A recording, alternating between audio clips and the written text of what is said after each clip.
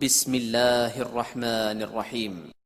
السلام عليكم ورحمة الله وبركاته.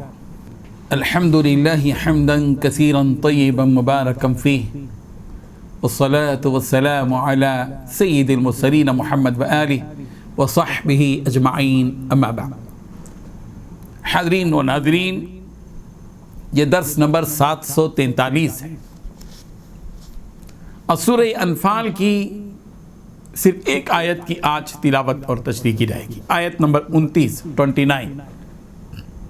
چلیے سب سے پہلے اس آیت کی ہم تلاوت کرتے ہیں، لفظی ترجمے اور ترجمے کے بعد اس آیت کی تشریح کرتے ہیں۔ اعوذ باللہ من الشیطان الرجیم، بسم اللہ الرحمن الرحیم۔ یا ایہا الذین آمنوا ان تتقوا اللہ یجعل لکم فرقانا ویکفر عنکم سیئاتکم ویغفر لکم واللہ ذو الفضل العظیم، صدق اللہ العظیم۔ یا ایہا الذین، اے وہ لوگو جو آمنو ایمان لائے ہو، ان تتقوا اگر تم ڈرو اللہ سے، یجعل تو وہ بنا دے گا لکم تمہارے لیے فرقان کسوٹی دلیل حق، وَيُكَفِّرُ اور مٹا دے گا عنکم تم سے سیئاتکم تمہاری برائیاں، وَيَغْفِرُ اور بخش دے گا لکم تمہیں، واللہ اور اللہ ذو الفضل العظیم فضل عظیم کا مالک ہے۔ ترجمہ یوں ہے، اے ایمان والو اگر تم اللہ سے ڈرو گے تو وہ تمہارے لیے امر فارق پیدا کر دے گا، یعنی تمہیں ممتاز کر دے گا اور تمہارے گناہ مٹا دے گا اور تمہیں بخش دے گا، اور اللہ بڑا فضل کرنے والا ہے۔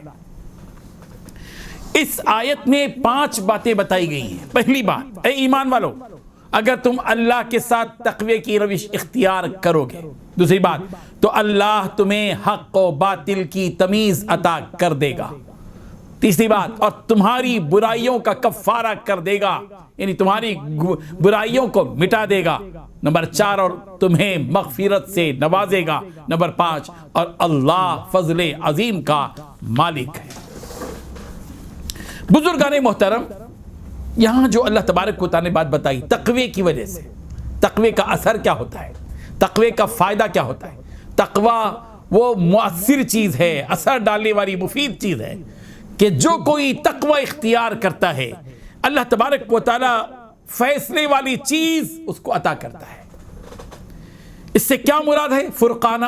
یجعل لکم فرقانہ کا لفظ استعمال کیا اللہ تبارک و تعالیٰ نے کہ اگر تم تقوی اختیار کرو گے ایمان والو تو یجعل لکم فرقانہ، تو اللہ تبارک و تعالیٰ تمہیں حق و باطل کی تمیز عطا کر دے گا، فرقانہ عطا کرے گا۔ اس سے مراد کیا ہے؟ اس بارے میں مفسرین کے متعدد اقوال ہیں، کئی قول ہیں مفسرین کے کہ فرقانہ کے کیا معنی ہیں۔ ایک قول یہ ہے، بعض حضرات نے فرمایا کہ اس سے ہدایت اور دلوں کا وہ نور مراد ہے جس نور کے ذریعے سے آدمی حق اور باطل کے درمیان میں فرق سمجھ سکتا ہے، فرق کر سکتا ہے۔ بعض مفسرین نے کہا کہ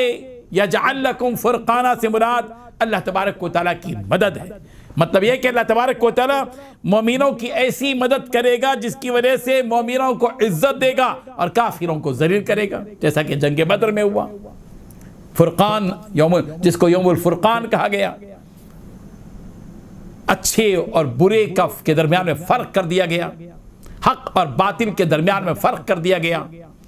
کافر اور ایمان والے کے درمیان میں فرق کر دیا گیا۔ بعض حضرات نے یہ فرمایا کہ یجعل لکم فرقانہ سے مراد تمہیں ایسا غلبہ عطا کرے گا جس سے تمہارے دین کی شہرت ہوگی اور دنیا میں تمہاری کامیابی کے تذکرے ہوں گے، جیسا کہ جنگ بدر میں ہوا کہ اس جنگ بدر میں مسلمانوں کی کامیابی کے اتنے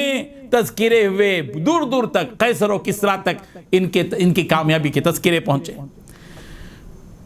ایک بات تو یہ بتا دی گئی۔ پھر اس کے بعد اللہ تبارک و تعالیٰ فرما رہے ہیں کہ اگر تم تقوی اختیار کرو گے تو ایک تو بات تم کو یہ کہ تم کو فرقانہ عطا کرے گا، اور دوسرا یہ کہ تمہارے تقوی کی وجہ سے اللہ تبارک و تعالیٰ وَيُكَفِّرُ عَنْكُمْ سَيِّئَاتِكُمْ تمہارے گناہوں کو مٹا دے گا، تمہارے گناہوں کو مٹا دے گا۔ بہت سے ایسے اعمال قرآن مجید میں بتا دیے گئے ہیں جن کاموں کے کرنے سے گناہ مٹ جاتے ہیں، کفارہ سیئات جن کو کہا جاتا ہے۔ کفارہ کیا ہے؟ مٹا دینا۔ روزے کا کفارہ کہا جاتا ہے، قسم کا کفارہ یعنی جو گناہ ہوا ہے اس گناہ کو مٹانے والی چیز، کہ قسم کھائی تھی 10 مسکینوں کو کھانا کھلاؤ تو قسم کا کفارہ ہو گیا کہ وہ مٹ گیا گناہ جو توڑ دیا تھا قسم کو، روزہ توڑ دیا تھا کفارہ ہے اس کا، 60 مسکینوں کو کھانا کھلایا کفارہ ہو گیا۔ کفارہ سیئات، گناہوں کا کفارہ کب ہوتا ہے؟ اس سلسلے میں ایک تو یہ کہ تقوی جب آدمی اختیار کرے گا اللہ تبارک و تعالیٰ اس کے گناہوں کو مٹائے گا۔ ایک سورہ بقرہ کی آیت نمبر 271 میں ہے، ان تبدوا الصدقات فنعما ہی وان تخفوها وتؤتوها الفقراء وهو خیر لکم ویکفر عنکم سیئاتکم، اگر تم صدقات کو کھلے عام دو یہ تمہارے لیے بہتر ہے، یہ جو ہے اچھی چیز ہے یہ، وان تخفوها، اور اگر تم چھپا کر صدقہ دو، وتؤتوها الفقراء، اور اس کو فقیروں میں دے دو، وهو خیر لکم، یہ تمہارے لیے بہتر ہے۔ اگر تم ایسا کرو گے یعنی صدقہ اللہ کے راستے میں دو گے چھپا کر یا علانیہ اخلاص کے ساتھ دے دو گے، کیا ہوگا؟ یکفر عنکم سیئاتکم، اللہ تبارک و تعالیٰ تمہارے گناہوں کو مٹا دے گا۔ تو کفارہ سیئات کا ذریعہ ایک یہ بھی ہے صدقہ دینا اللہ تبارک و تعالیٰ کے راستے میں، چاہے وہ علانیہ ہو یا چاہے چھپا کرو۔ سورہ آل عمران کی آیت نمبر 195 میں ہے، فالذین هاجروا واخرجوا من دیارهم واوذوا فی سبیلی وقاتلوا وقتلوا لأکفرن عنہم سیئاتہم، جن لوگوں نے ہجرت کی اور جو لوگ اپنے گھروں سے نکالے گئے اور جو لوگ میرے راستے میں جن کو تکلیف دی گئی اور جنہوں نے میرے راستے میں قتل کیا، قتال کیا، مارے، لڑتے رہے، مرتے رہے، کٹے کٹتے رہے، قتال کیے گئے،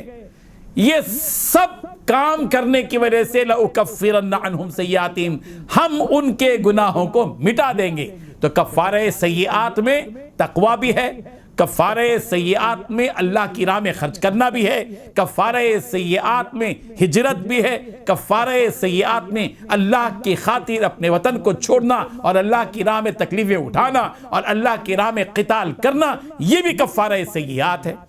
سورہ نساء کی آیت نمبر 31 میں اللہ تبارک و تعالیٰ نے فرمایا، ان تجتنبوا کبائر ما تنہون عنہ نکفر عنکم سیئاتکم، اگر تم ان چیزوں سے پرہیز کرو گے جن سے تمہیں روکا گیا ہے، یعنی جن بڑے بڑے گناہوں کے کرنے سے تم کو روکا گیا ہے، ان بڑے کاموں سے اگر تم گناہ کبیرہ سے رکتے رہو گے، اس کا نتیجہ یہ ہوگا کہ ہم تمہارے گناہوں کو مٹا دیں گے۔ تو کفارہ سیئات یہ بھی داخل ہے۔ سورہ مائدہ کی آیت نمبر 12 میں اللہ تعالیٰ نے فرمایا، لئن اقمتم الصلاۃ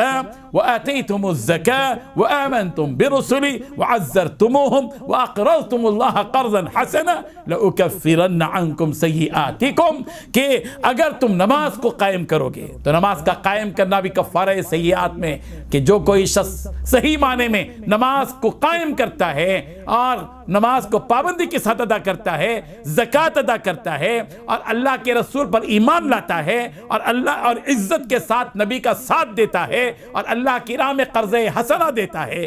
تو لأکفرن عنکم سیئاتکم، ہم تمہارے گناہوں کو مٹا دیں گے۔ اس طرح اور بھی بہت سے کام ہیں جن کو اللہ تبارک و تعالیٰ نے قرآن مجید میں بیان کیا، نبی کریم صلی اللہ علیہ وسلم نے اپنے پیارے پیارے کلمات میں ارشاد فرمایا،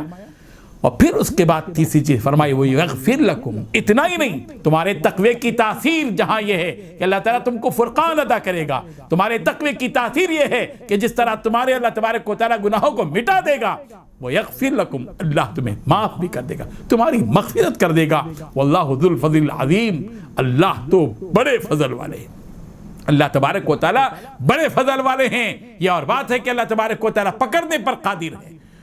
وہ عذاب دے سکتے ہیں، وہ غضب نازل کر سکتے ہیں، اپنی لعنت اور پھٹکار نازل کر سکتے ہیں، لیکن زیادہ اللہ تبارک و تعالیٰ اپنے بندوں پر رحم کرتے ہیں۔ اللہ تعالیٰ ہمیں ان حقیقتوں کو سمجھنے کی توفیق عطا فرمائے۔ وآخر دعوانا الحمدللہ رب العالمین۔